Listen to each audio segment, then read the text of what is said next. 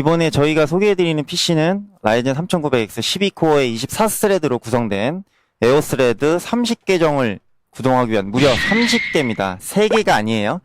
시스템은 지금 이제 빌드가 다 완성이 돼서 수율에 맞는 어떤 오버클럭, 그 다음에 이제 그 녹스 컴퓨터로 이번에 구성을 했는데, 이제 LD 플레이어나 뭐 블루스택, 뭐 이제 여러 가지가 있는데, 그 중에서도 이제 대표적으로 LD 플레이어하고 녹스 앱 플레이어가 가장 대중적으로 많이 사용이 된다고 보시면 될 것 같고요. LD 플레이어가 좀 그런 이슈가 있어요.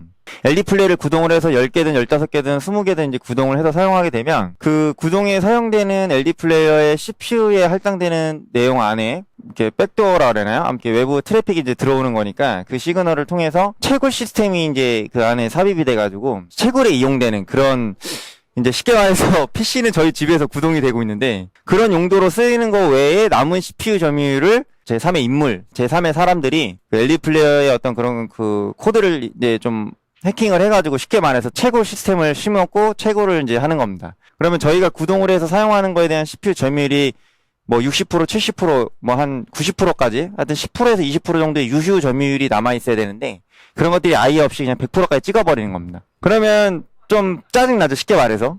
엄한 놈이 들어와서 채굴을 하고 있는 거예요. 맛있다.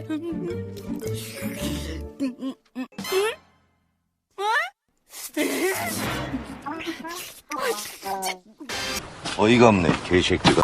이게 좀 약간 황당한 스토리인데, 아무튼 그런 채굴 앱이 이제 구동이 되는 그런 시스템이 좀 있어서 LD 플레이어에 대한 좀 이슈가 그게 좀 있다 보니까 저희가 이제 녹스 앱을 이용해서 좀 이따가 이제 인증 영상도 저희가 이제 틀어서 보여드릴 텐데, 당연히 이런 여러 가지 복수의 계정들을 멀티 계정을 접속을 해서 구동하는 데 있어서는 시스템의 효율이죠. 핸드폰 한 개로 할 수 있는 거는 좀 한계가 있죠. 당연히 한 개에 1 핸드폰에 한 개니까. 한 대의 컴퓨터로 여러 대의 멀티 앱을 켜서 좀 더 많은 거를 좀 더 빠르게 획득하는 걸 목표로 삼는 게 너무나 기본적인 내용이기 때문에, 뭐 그런 부분들에서 이제 뭐 좋다 나쁘다 이런 거는 이제 좀 제가 이제 논할 건 아닌 것 같고요. 라이젠 3600, 3700X, 이제 3900X, 이제 가장 대중적으로 많이 나가는 프로세서들을 이용을 해서 라이젠 젠2 프로세서를 이용해서 녹스 앱 플레이어나 LD 플레이어를 이용한 그런 컴퓨터를 이제 구축을 하실 수 있는데, 물론 인텔도 가능은 합니다. 인텔도 가능은 한데, IPC가 라이젠 젠2 오면서 지금 이게 세계 최초 7나노미터의 그 공정으로 제작이 된 CPU죠. 그렇기 때문에 이제 이런 상태에서 IPC도 15% 정도, 기존의 1세대보다 15% 정도의 IPC, 코어 클럭당 효율이라고 하죠, 보통. 그런 부분들도 향상이 되고 그런 부분이 있어서 지금은 이제 인텔 CPU i9 9900K하고 상당히 많이 비교가 되는데, 9900K가 더 좋다, 뭐 라이젠 3900X가 더 좋다, 이게 더 좋다라는 의미를 논하는 거는 엄마가 좋냐 아빠가 좋냐라고 물어보는 거랑 똑같은 것 같아요. 더 이상의 이제 논의는 솔직히 사실상 조금 약간 무의미한 것 같고, 어쨌든 그런 부분들을 통해서 라이젠 3900X를 활용하는 것이 다중 접속, 이런 게 1코어당 1스레드, 그 다음에 그 1코어에 주는 그 CPU 점유율, 리소스의 할당이 라이젠 계열의 프로세서를 쓰는 게 보다 더 효과적이고 효율적이다라고 이야기를 좀 드리고 있는 겁니다.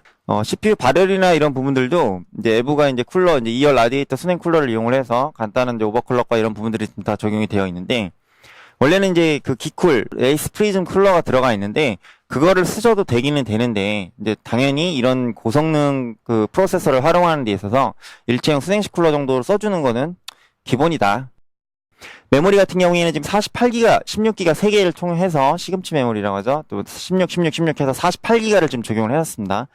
1VM당 약 2GB 전후로 이제 지금 할당을 해야 되기 때문에 48기가를 했는데, 뱅크 하나 남죠? 8기가 하나 더 장착해서 56기가 정도까지 딱 사용하면 딱 적당할 것 같습니다.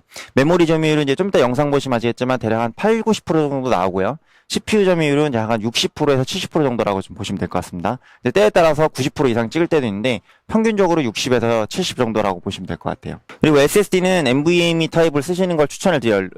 읽기 속도도 물론 중요하지만 쓰기 속도가 제일 중요한 거다 보니까 쓰기 속도가 압도적으로 빠른 NVMe 프로토콜을 이용한 삼성 970 EVO 500GB SSD가 채택이 되어 있고요.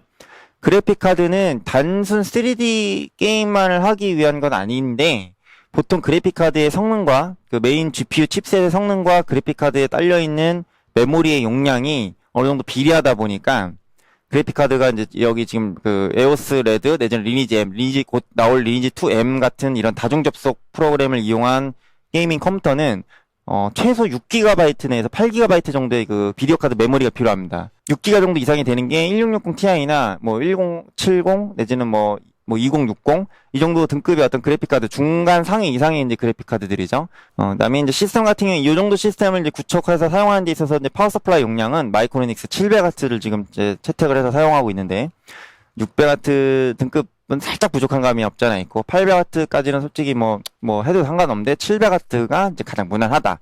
이렇게 보시면 될 것 같습니다. 자, 그러면 제가 이제 시스템 전체적인 그 라이젠 3900X를 기반으로 해서 전체적인 시스템 하드웨어적인 빌드 구성이 어떻게 되는지는 설명을 다 드린 것 같고 지금 이제 영상을 통해서 실제 에오스 레드 30계정을 구동한 플레이 영상을 한번 보여드리도록 하겠습니다. 네. 네, 라이젠 3900X 12코어의 24스레드로 완성된 에오스 레드 30계정을 위한 이제 컴퓨터를 이제 완성을 해서 지금 실제로 시연을 한 영상을 지금 틀어서 지금 보여드리고 있습니다. 보시면 지금 30개 여기 좌측서부터 쭉 보이시죠? 개수 세보세요. 개수 세서 보시면 CPU 점유율은 약 50% 정도, 메모리 점유율도 메모리 점유율이 좀 많죠. 그러니까 메모리는 이제 48기가 이상 확장을 해서 64기가까지나 뭐 48, 62기가 정도까지 확장을 해서 사용을 하시면 되는 거고, 뭐 디스크가 당연히 사용량이 얼마 없는 거고, 그래픽 카드도 메모리 이제 6GB의 메모리를 사용해서 점유율이 27%, 30% 정도 내로 나오고 있습니다. 지금 각각의 게임들을 보시면 이제 물론 여기서 이제 오토 프로그램이나 뭐 이런 것들을 매크로를 돌리고 이제 하게 되면은 CPU 점유율이 더 올라가게 될 텐데 그럴 때는 이제 당연히 30개가 아니라 개수를 좀 조절해서 사용을 하시겠죠. 네. 중요한 건 에오스 레드 30계정 컴퓨터를 위한 라이젠 3900X 12코어의 24스레드 프로세서를 이용해서 CPU를 이용해서 라이젠 CPU를 이용해서 이렇게 게임을 실제로 구동을 하고 활용을 해서 이제 영상을 지금 해서 되는 걸 시연을 해드리고 있다라는 게 제일 중요한 거죠. 네. 리소스를 좀 더 할당하게 되면 요거보다 속도는 좀 더 빨라지는데 최대 가능 구동 개수를 확인시켜 드리려고 저희가 지금 시연을 해서 틀어서 지금 보여드리고 있습니다. 네. 라이젠 3900X 12코어의 24스레드를 활용한 에오스 레드 30계정 구동 컴퓨터에 대한 시연 영상은 요걸로 보시면 될 것 같고요. 영상은 요걸로 제가 마무리를 할게요. 네, 방금 보신 것처럼 에오스 레드 30계정이 구동되는 사양을 제가 지금 이제 실제 시연을 통해서 지금 보여드린 건데요.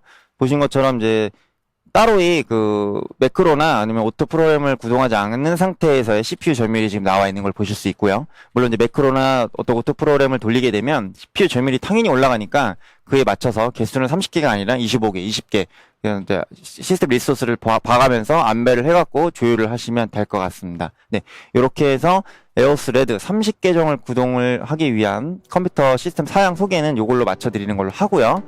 시연 영상까지 보여드렸으니까 제품에 대한 궁금증 내지는 구매 문의는 상단에 카카오톡 유선 전화가 다 있으시니까 문의를 주시면 저희 담당 MD님과 엔지니어 분들께서 친절하게 상담을 도와드리도록 하겠습니다. 시스템 빌드를 통해서 제작, 출고하는 것만 끝내는 게 아니라 저희가 해외에서도 저희 많이 구매를 해주시고 계신데 해외에서 구입을 한다는 거는 시스템적으로 요새는 문제가 생기는 부분들이 크게 많지는 않아요. 하드웨어적으로. 대부분의 경우가 거의 90% 이상 소프트웨어적인 그 오류나 어떤 그런 문제점들에 대한 해결책을 요구하는 거기 때문에 그런 부분들에 대해서 영상통화나 원격 지원 등을 통해서 신속하게 응대를 해드리고 대응을 해드리면서 유지보수에 만전을 기하고 있으니까 그런 부분들에 있어서도 고객님들께서 물론 뭐 모든 고객님들이 다 100% 만족하셨을 수는 없겠지만 그런 부분들을 좀 만족을 하시고 추후 재구매라든가 소개도 좀 많이 해주시고 있는 것 같습니다. 여러분들께서 이렇게 많이 도와주셔가지고 지난 근 이제 17년, 18년에 가까운 기간 동안을 제가 꾸준히 한 업종에서 이제 이렇게 종사를 할 수 있는 상황이 이제 되었는데요. 아무튼 여러분들께서도 이제 그 영상을 보시고 유튜브가 활성화되기 위해서 조금 더 부탁을 드리겠습니다. 좋아요와 구독 한 번씩만 부탁드리면서 제가 또 다음 시간에 다른 영상으로 여러분들께 찾아뵙고 인사를 드리도록 하겠습니다. 친채식 필장이었습니다. 긴 영상 시청해주셔서 너무나 감사드립니다.